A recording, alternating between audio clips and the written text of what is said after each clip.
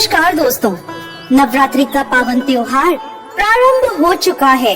दोस्तों, नवरात्रों का ये पावन त्योहार 9 दिनों तक मनाया जाता है। इन 9 दिनों में माँ दुर्गा के 9 अलग अलग स्वरूपों की पूजा की जाती है। नवरात्रि के पहले दिन माँ दुर्गा के शैलपुत्री स्वरूप की पूजा की जाती है। अपने दाहिने हाथ में त्रिशूल धारण किए, बाएं हाथ में कमल को शोभित किए, वृषभ पर सवार नव दुर्गाओं में प्रथम देवी शैलपुत्री हैं, जिन्हें सती के नाम से भी जाना जाता है। माता शैलपुत्री की कथा के अनुसार एक बार प्रजापति दक्ष ने एक बहुत बड़े यज्ञ का आयोजन किया। इस यज्ञ में उन्होंने सभी देवताओं को अपना अपना योग्य भाग प्राप्त करने के लिए आमंत्रित किया, परंतु उन्होंने भोलेनाथ को निमंत्रण नहीं भेजा।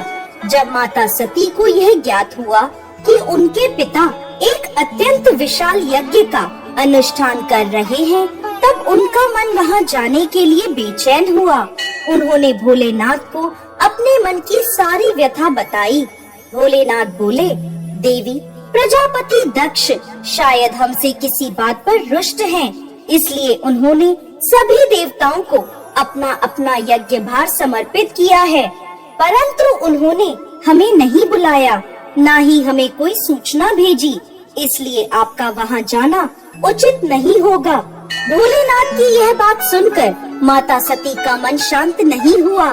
पिता के द्वारा किए गए यज्ञ में सम्मिलित होने और अपनी माता और बहनों से मिलने की उनकी इच्छा और प्रबल होती जा रही थी। माता के आग्रह करने पर भोलेनाथ ने माता सती को वहां जाने की आज्ञा दे दी। पिता के घर जाकर माता सती ने देखा कि कोई भी उनसे प्रेम और आदर पूर्वक बात नहीं कर रहा। केवल उनकी माता ने उन्हें स्नेह से गले लगाया। बहनों की बातों में व्यंग और उपहास था। अपने परिजनों के इस व्यवहार से माता सती के मन को बहुत दुख पहुंचा। ये सब देखकर उनका हृदय शोक, ग्लानि और क्रोध से संतप्त हो उठा।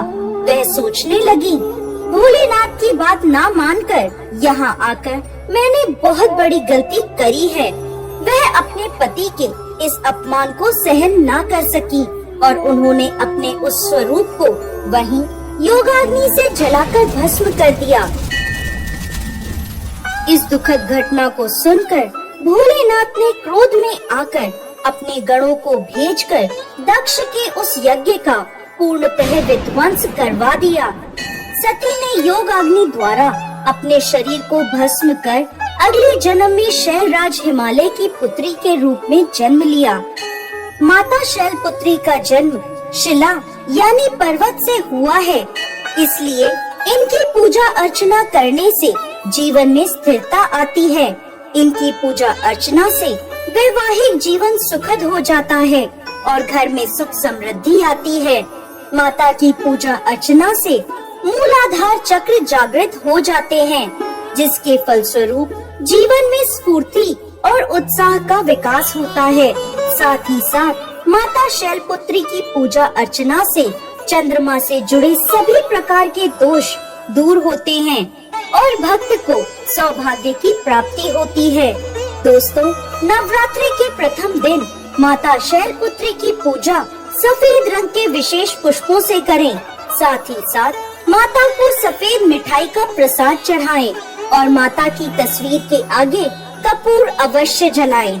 पूजा के बाद माँ शैलपुत्री को गाय का घी अर्पित करें, जिससे माता आरोग्य काया का आशीर्वाद देती हैं और व्यक्ति का मन एवं शरीर दोनों निरोगी रहते हैं।